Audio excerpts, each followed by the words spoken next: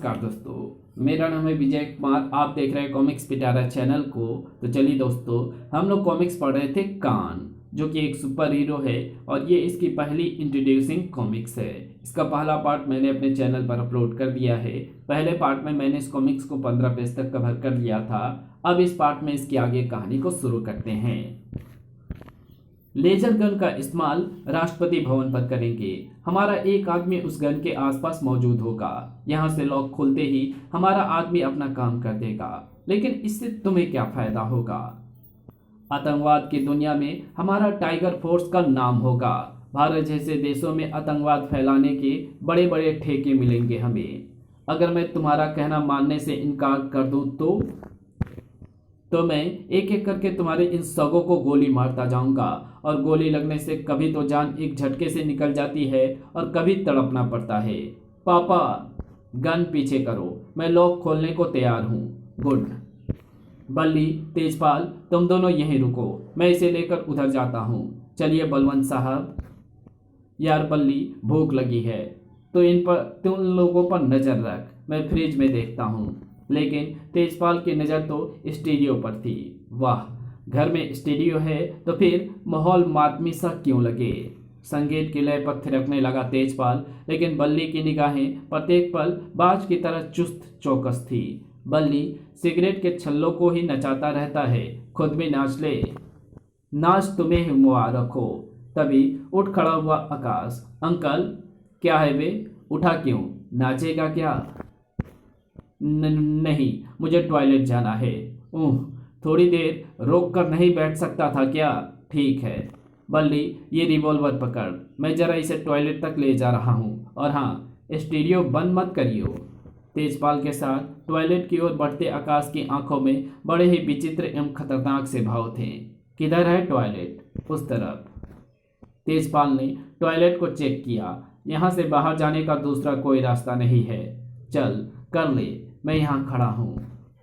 और जैसे ही दरवाजा बंद हुआ, चीते के समान झपट पड़ा आकाश टॉयलेट की दीवार में बनी इस अलमारी पर। मशीन की तेजी के साथ आकाश ने हार्पिक की वो बोतल उस बाल्टी में पलट दी।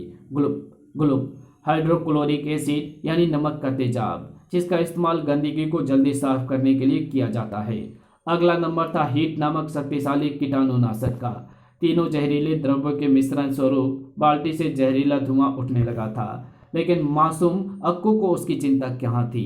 वो तो अपने हाथ पर रबड़ का दस्ताना चढ़ाकर सफाई के काम आने वाला वो छोटा ब्रश उठाकर जहरीली धुआं उगलती बाल्टी को लेकर पूरी तरह सतर्क बैठा था। इसी पल बाथरूम में प्रवेश किया तेजपाल ने। अरे, ये धुआं कहाँ से आ गया? बाज की तरह झपट पड़ा अक्कू तेजपाल पर। बाल्टी में उस जबरदस्त रूप से खतरनाक बना दिए गए वो घोल को ब्रश की मदद से वो तेजपाल के चेहरे पर रगड़ता चला गया। बहुत शौक है ना तुझे नाचने का? अब तू वास्तव में नाचेगा शैतान। आई। देर ना की आकाश ने। चेहरे पर कठोरता लाते हुए बाल्टी का पूरा मिश्रण उसने तेजपाल पर उलट दिया। आई। बंद दरवाजे ने टॉयलेट को साउंड प्रूफ बनाने का काम तो किया ही, साथ ही उधर अभी भी उतनी ही तेजी के साथ बजते संगीत के कारण वहां तक ना पहुंची थी चीख की हल्की सी आवाज। कुछ कुछ रकमा पास आ, मेरी प्यारी गुड़िया प्यारी गुड़िया। ये तेजपाल कहाँ मर गया? बहुत देर लगा दी क्या छोकरे ने टॉयलेट में? बल्ली ने माँ बेटी दोनों को वार्न किया। मैं उधर छोकरे को देखने जा रहा हूँ, कोई गड़बड़ करने की कोशिश मत करना, वरना छोकरे को क्या समझी। लेकिन टॉयलेट में झांकते ही होश उड़ गए बल्ली के। ये तो मरा पड़ा है, छोकरा गायब है। बब्बू को बताना होगा। बब्बू, तेजपाल मारा गया और उसका छोकरा गायब है। क्या? ढूंढो उसे, वो बाहर नहीं जा सकता, बाहर भूरा तैनात है। बल्ली की बात सुनकर कंप्यूटर पर कोड सेट करते बलवंत ठक्कर के अधरों पर एक मंद मुस्कान दौड़ गई थी। बल्ली पूरे घर की तलाशी में जुट गया था। भूरा को भी सावधान कर चुका था। छोकरा यहीं कहीं होना चाहिए, एक बार दिख जाए तो साले के हाथ और पांव दोनों तोड़ दूंगा। ठीक इसी पल मासूम अक्कू पिचकारी गन लिए किचन की खिड़की से बाहर कूद रहा था। कूदने की हल्की सी आवाज उस शैतान के कान खड़े करने के लिए काफी थी। ओह, उस खिड़की पर ऐसी आवाज हुई जैसे कोई उधर कूदा हो। कहीं छोकरा तो नहीं कूदा उधर। काश वो वहां पर फैली मिट्टी के तेल की गंध को महसूस कर लेता। छोकरे की खिड़की की तरफ भागते देख कुत्ते के समान चमक उठी उसकी आंखें। वो रहा। उड़ा दूं क्या बिल्ली को गोली से? बब्बू सेठ ने मना किया है गोली चलाने से, ऐसे ही पकड़ता हूं। अब बच के कहाँ जाएगा ये बल्ली के हाथों से। बल्ली को अपनी तरफ बढ़ते देख सांस तक रोक ली थी आकाश ने। छोकरे, अपनी भलाई चाहता है तो बाहर आ जा। मैं जानता हूँ तू यहीं कहीं छिपा है। देख, मैं ये सिगरेट जला रहा हूँ। इस सिगरेट के अंतिम कस से पहले अगर तू बाहर ना निकला तो मैं अंधाधुंध गोलियां चला दूंगा। बल्ली की इस कथन के साथ ही इधर आकाश की सांसें तेज हो उठी, जबड़े शक्ति के साथ भींच गए थे। इधर सिगरेट जलाने की अपनी पहली कोशिश में विफल रहा बल्ली। क्या हो गया लाइटर को? दूसरी कोशिश में वो कामयाब रहा लाइटर जलाने में, और उसका लाइटर वाला हाथ बढ़ा सिगरेट को सुलझाने के लिए। छोकरा सिगरेट खत्म होने से पहले जरूर बाहर आ जाएगा। अंतिम कस, पता नहीं बल्ली पहला कस भी लगा पाने वाला था या नहीं, क्योंकि तभी आकाश के हाथों में थमे पिचकारी गन को सक्रिय कर चुका था। सू मिट्टी के तेल के भभूके ने होश उड़ा दिए बल्ली की, लेकिन अब सोचने का या कुछ कर पाने का समय ही कहाँ था। भक आग की मीनार बना बल्ली इधर उधर नाचता हुआ नजर आने लगा। भूरा, बब्बू, बचाओ! सुर्ख आंखों में सख्त भाव लिए बैठा था आकाश।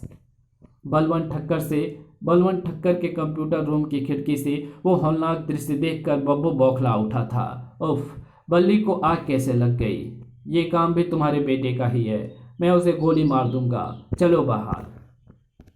लेकिन उनका दरवाजे से बाहर कदम रखना ही जैसे कहर ढा गया। उफ, ओह नो! शैतान की आंखों में कहर और हाथ में थमा मोबिल ऑयल का वो डिब्बा देखते ही समझते देर ना लगी उन्हें कि दरअसल हुआ क्या है।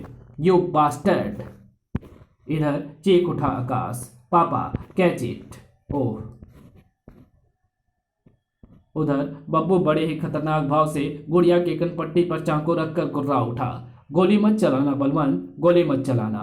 पापा, मेरी बच्ची लाओ, वो रिवॉल्वर मुझे दे दो। शाबाश, मेरी बच्ची की हल्की सी खरोच भी आई तो मैं तेरा खून पी जाऊंगा हरामजादे। रिवॉल्वर हाथ में आते ही बब्बू ने फेंक दिया चाकू और खूनी अट्ठास लगा उठा। बलवंत, 2 घंटे पूरे हो चुके हैं। उम्मीद है कि कोड नंबर सेट हो गया होगा और लेजर गन का लॉक खुल गया होगा।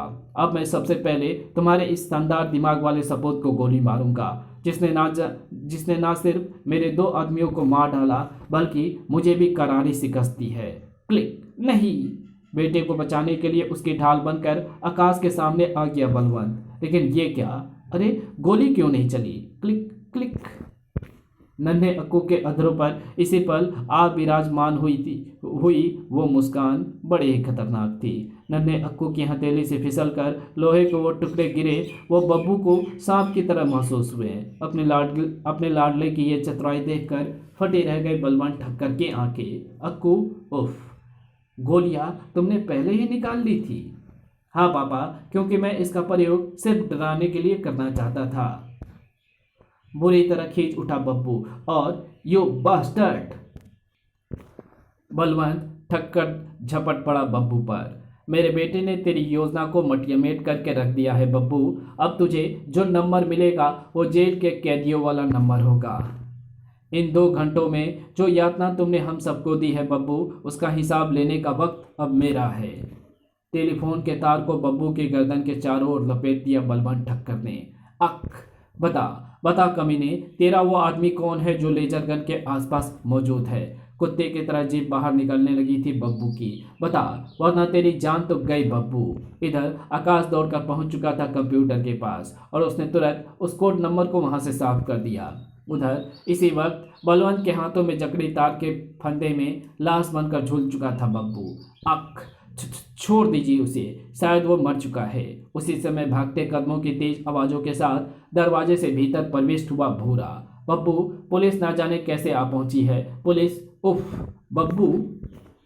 अंदर का दृश्य देखने के बाद भूरा से सिर्फ और सिर्फ इसी हरकत की उम्मीद की जा सकती थी। खबरदार! काश बेचारे को पता होता कि अक्कू नाम का नन्हे दिमाग का बादशाह उस कमरे में मौजूद नहीं है। अगले ही पल उसके पाँव के नीचे से जमीन खिसक चुकी थी। उफ! बलवंत ठक्कर ने उसी पल आगे बढ़कर अपना पाँव उसकी कलाई पर रख दिया। आह!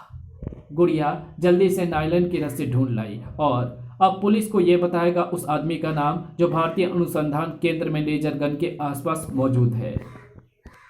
और उस क्षण चौड़ी हो गई बाप की छाती जब न्यूज़पेपर्स में छपी ये खबर। दिमाग का जादूगर नन्हा अक्कू उर्फ आकाश, जिसने अकेले 4 खतरनाक आतंकवादियों को एक एक करके मौत के घाट उतार दिया।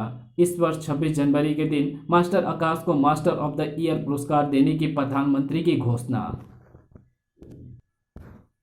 लेकिन अगले पन्ने अर्थात अगले अध्याय को मैं जल्द ही आपके सामने लाऊंगा।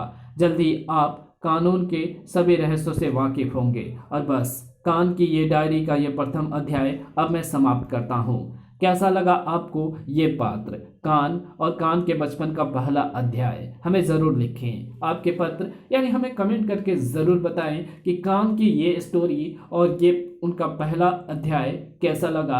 आप कमेंट में लिख करके ज़रूर बताना। और कान की अगर और वीडियो देखना चाहते हैं तो आप कमेंट में लिख करके ज़रूर से बताना। तो चलिए इसके कुछ एडवर्टाइजिंग को देख लेते हैं। मोटापे से परेशान लोगों के लिए खुशखबरी, आपको स्लिम करने आपके शहर में आ गया है डॉक्टर फैट, कान सीरीज का रोंगोटे खड़े कर देने वाला कॉमिक्स। तो मिलते हैं आपसे किसी और नई वीडियो में, तब तक के लिए बाय।